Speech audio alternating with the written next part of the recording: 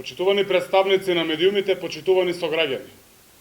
На самопрогласениот струмички рапер Васил Пишев му нема спас. Влегувајќи од една во друга глупост со одржувањето на две пресконференции, Пишев самиот на себе си покажа среден прст. Ние нема да навлегуваме во неговото воспитание и ниво на култура. Нешта кои се негов личен проблем за кој очигледно нема решение. Но не можеме да останеме глуви и неми пред неговото безобзирно и патолошко извртување на вистината за работењето на градоначалникот Зоран Заев. Сосема е јасно дека и овој пат се практикува познатата разработена шема на ВМРО ДПМН, преку која се сака 100 пати повторената лага да стане вистина.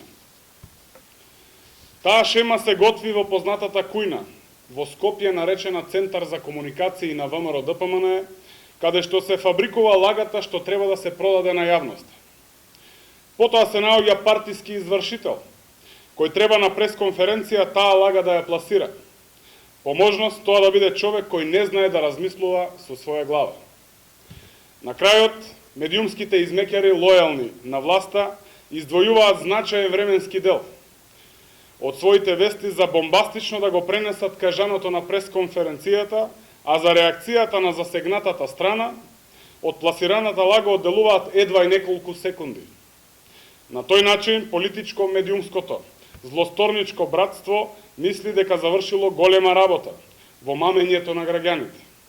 Но во ВМРО ДПМН, како да забораваат дека на власт не се од вчера, туку веќе 11-та година поред, па за нивна жал, граѓаните не паѓаат веќе на такви шеми и ефтини политички игри.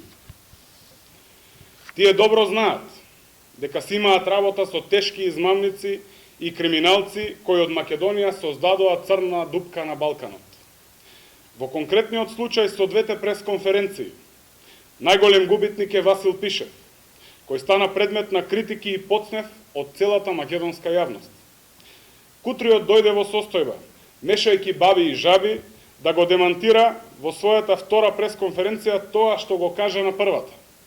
Очигледно на Пишев не му се јасни работите. Дека превозот на лица со посебни потреби и превозот на ученици се две сосема различни работи. Згора на тоа, Пишев се прави дека не е од тука.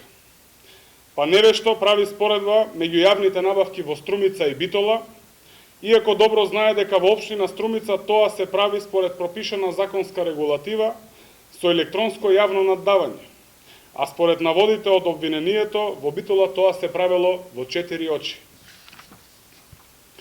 По излегувањето на површина на Балканиот вечна власта во заминување, сосема ја разбираме нервозата на Пишев. Неговиот лидер и на луѓето од врхушката на ВМРО ДПМН, но за нивните постапки требало да мислат многу порано. Сега е веќе доцна, готови се. Правдата се враќа, следува одговорност за целокупниот криминал. Нема спас за Никола Груевски и неговото криминално друштво.